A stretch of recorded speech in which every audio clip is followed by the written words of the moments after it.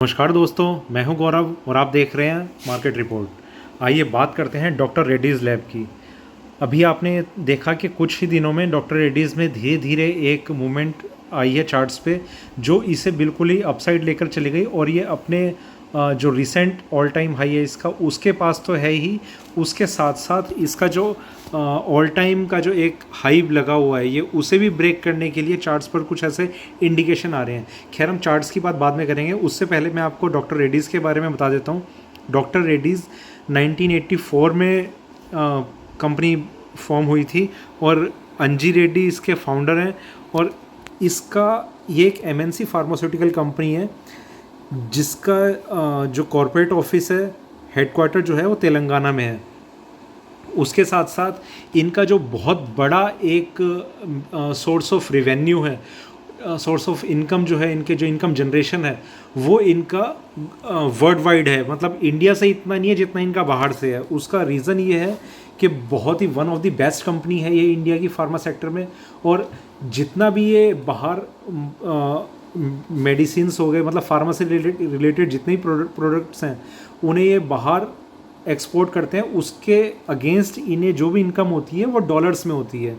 ठीक है, ये चीज़ मैं आपको इसलिए बता रहा हूँ कि इसका बहुत बड़ा इम्पैक्ट उस चीज़ पर पड़ता है कि अगर डॉलर स्ट्रांग होता रहेगा तो धीरे धीरे वो उन शेयर्स को, जैसे डॉक्टर रेड्डीज़ लैब है, अब जितनी भी हम आईटी सेक्टर में देखते हैं कि अगर डॉलर एप्रिशिएट कर रहा होगा तो उसका बहुत बड़ा बेनिफिट उन शेयर्स को मिलता है जिनका फॉरेन एक्सचेंज आता है इंडिया में। ठीक है, अब ये एक मतलब ये काफ़ी बड़ा फैक्टर रहता है कि जब भी कभी मार्केट बहुत ही ज़्यादा तेज़ी से गिरेगा पर उसका इम्पैक्ट जो है वो इंडियन मार्केट को इतना इसीलिए नहीं करता क्योंकि डॉलर एप्रिशिएट कर रहा होता है। ठीक है, अभी और दूसरी चीज़, अब मैं डॉक्टर रेड्डीज़ को ही मैंने क्यों चुना, उसका ये रीज़न है कि इस टाइम आप भी देख रहे होंगे कि पहले आप जितना सैनिटाइज़र यूज़ करते थे उससे बहुत ज़्यादा आपने अब यूज़ करना शुरू कर दिया होगा। जितना हैंड वॉश आप यूज़ करते थे पहले उससे बहुत ज़्यादा आपने अब यूज़ करना शुरू कर दिया होगा।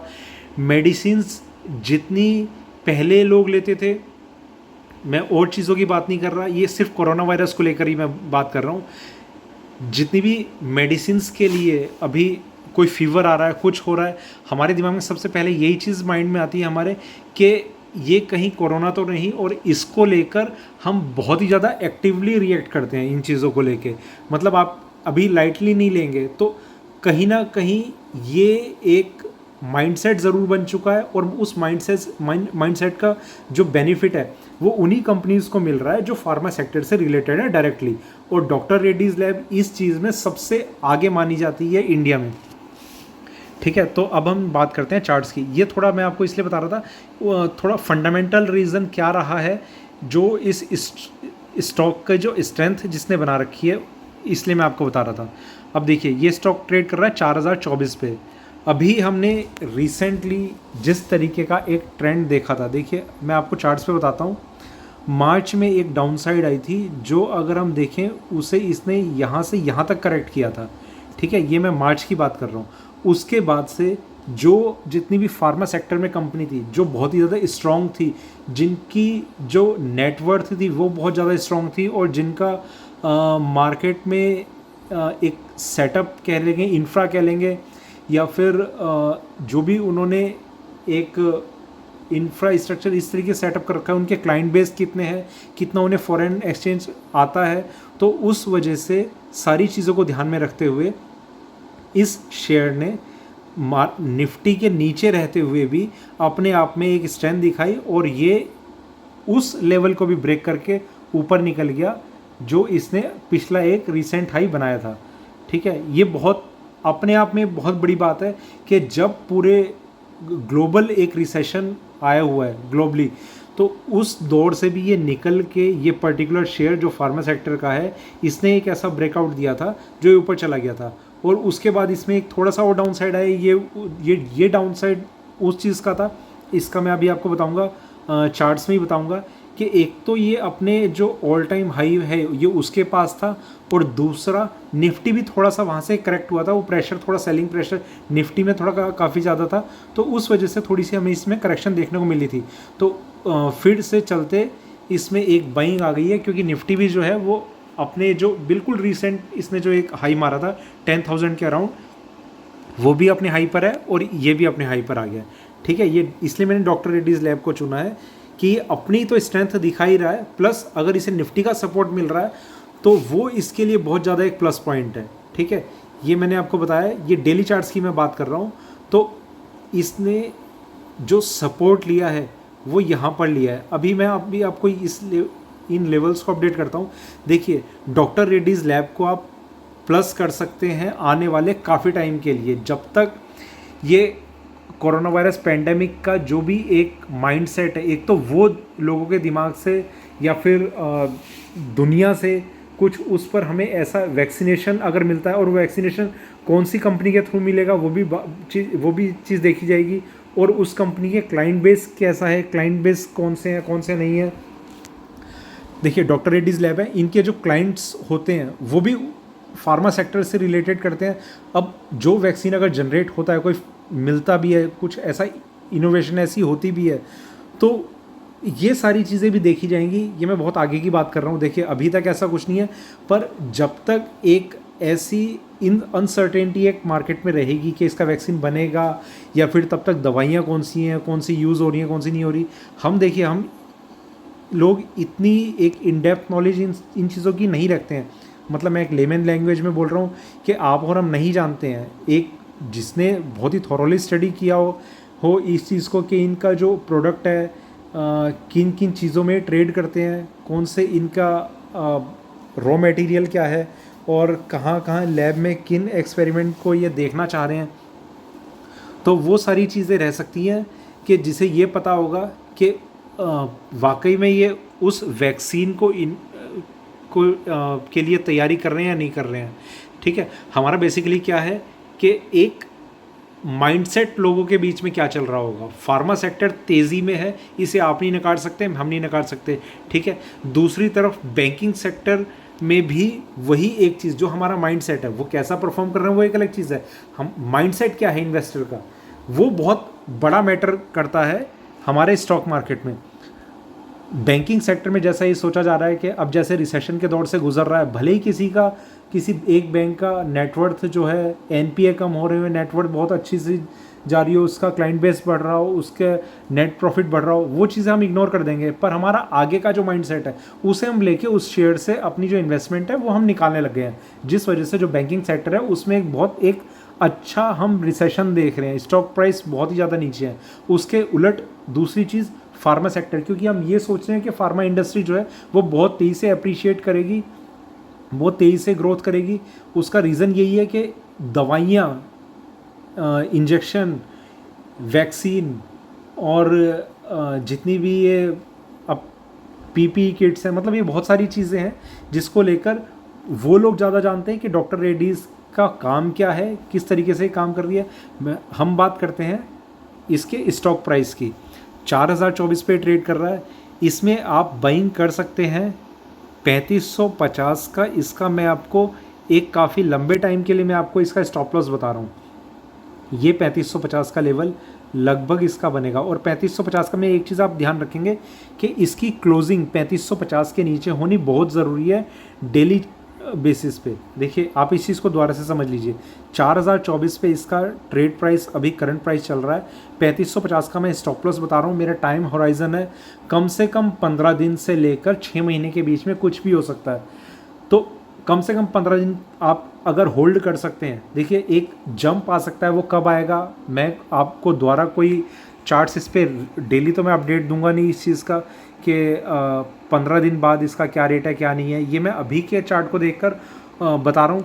और इसमें जो आपने बाइंग करनी है वो करनी है 4133 पे। अगर ये लेवल ब्रेक होता है आप इसमें बाइंग कर लीजिए। 3550 का आपका स्टॉप लॉस होगा। ट्रेड बहुत ज़्यादा सेफ है। स्टॉप लॉस मैं आपको सिर्फ इसलिए बता रहा हूँ, देखिए ट्रिगर होने के चांसेस बहुत ही ज़्यादा कम होंगे, क्योंकि फंडामेंटल और टेक्निकल रीज़न दोनों पे इस स्टॉक की बहुत अच्छी स्ट्रेंथ है। स्टॉप लॉस लेवल मैं आपको इसलिए बता रहा हूँ क्योंकि आप चार्ट्स में ट्रेड कर रहे हैं, आप कुछ चीज़ में इन्वेस्ट कर रहे हैं, तो कुछ भी हो सकता है। आज कोरोना वायरस है, कल को कुछ ऐसा आ जाए कि जो फार्मा इंडस्ट्री के लिए एक निगेटिव न्यूज़ हो, तो और आपने स्टॉप लॉस नहीं लगाया होगा, ये 4000 का शेयर जो है वो कल को 40 रुपये का हो जाएगा, उसकी कोई भी दुनिया में कोई भी एक टेक्निकल एनालिस्ट या कोई भी एक गारंटी नहीं दे सकता है आपको कि 4000 का शेयर 40 का होगा या नहीं होगा, या 4000 का शेयर 40,000 का होगा नहीं या नहीं होगा। हमारी सिर्फ एक चार्ट्स को देखकर एक हम आइडिया लगाते हैं उसका एनालिसिस करके कि इसमें स्ट्रेंथ बहुत अच्छी है, ये ब्रेकआउट दे चुका है और आपको कहाँ पर ख़रीदना है, क्या इसका स्टॉप लॉस लगाना है। ठीक है, ये मैंने आपको बताया 3550 का आप स्टॉप लॉस लगाएंगे। देखिए मैं सीधा आपको लेके चलता हूँ मंथली चार्ट्स पे।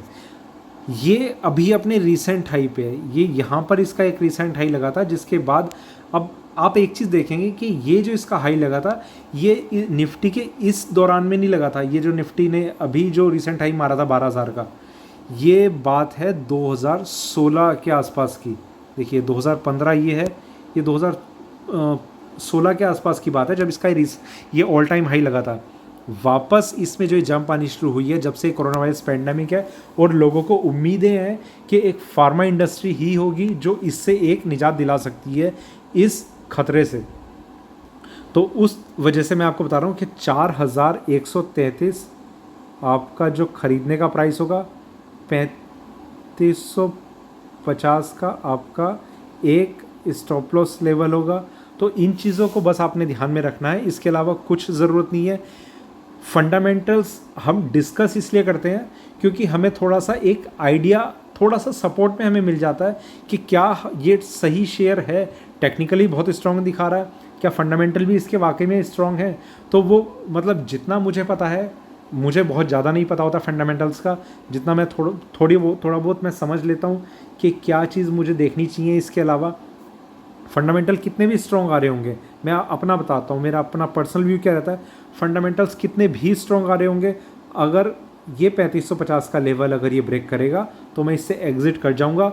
भले ही कोरोना वायरस की एकमात्र जो वैक्सीन है वो इसी के पास क्यों ना हो, दुनिया में इकलौता वैक्सीन, मैं 3550 पे एग्ज़िट कर जाऊंगा, क्योंकि मुझे चार्ट्स पे ज़्यादा भरोसा होता है कि मुझे यहाँ पर एग्ज़िट करना है। देखिए इसका एक तरीके से मैं आपको एक एग्जांपल और देता हूँ आपको समझाने के लिए। अगर कुछ ऐसा होगा कि वैक्सीन सिर्फ इसी के पास होगा, ठीक है, और वो वैक्सीन किसी के पास नहीं होगा, तो किसी भी कीमत पे ये प्राइस नीचे नहीं आएगा। इस चीज़ को, अगर कोई ऐसी न्यूज़ आएगी जो झूठी न्यूज़ होगी और जिसका कुछ सेलेक्टेड लोगों को पता, ये मैं मैनिपुलेशन की बात कर रहा हूँ, अगर मैनिपुलेशन होती है जिसका कुछ ही लोगों को पता होगा, तो झूठी न्यूज़ आएगी, कोरोना वायरस का वैक्सीन इन्होंने बनाया है, और प्राइस नीचे जाना शुरू हो जाएगा। तो यही एक अपने आप में एक इंडिकेशन होगा कि जो न्यूज़ है वो झूठी है।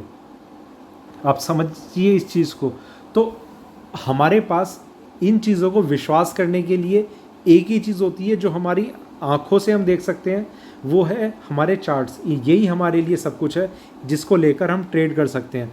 कंपनी के अंदर क्या हो रहा है, कल को क्या हो जाता है, कंपनी के बोर्ड ऑफ डायरेक्टर में क्या मीटिंग हो जाती है, क्या किसी में कुछ, अगर कोई पार्टनरशिप फर्म है तो उनमें क्या डिस्प्यूट्स हो जाते हैं, उनके क्लाइंट बेस कैसा है, वो इंडिया से माल खरीदना चाह रहे हैं, नहीं खरीदना चाहते हैं, जैसे चाइना के अगेंस्ट कुछ ऐसी चीज़ चली हुई है, तो कुछ भी हो सकता है। हमें भरोसा करना है सिर्फ चार्ट्स पर। चार्ट्स ही हमारे पास एकमात्र सोर्स है जिसको लेकर हम आँखों से देख सकते हैं, उसकी ट्रेड को, उसके पैटर्न को एनालाइज कर सकते हैं। तो उसी को लेकर मैंने आपको बताया 4133 के ऊपर आपने ख़रीदना है, 3550 का आपने स्टॉप लॉस लगाना है। स्टॉक में स्ट्रेंथ बहुत अच्छी है, बहुत फार्मा सेक्टर में one of the best company है। ये मैं सिर्फ इंडिया की बात नहीं कर रहा है, मैं ग्लोबल सेक्टर की, मतलब ग्लोबली बात कर रहा हूँ। डॉक्टर रेड्डीज़ एक बहुत बड़ी कंपनी है जिसका नाम पूरे वर्ल्ड में है, ठीक है। तो अगर आपको वीडियो अच्छा लगा हो तो लाइक करें, शेयर करें और देखते रहिए मार्केट रिपोर्ट। ऐसे कुछ ही चुनिंदा स्टॉक्स को लेकर मैं अपडेट करता रहता हूँ।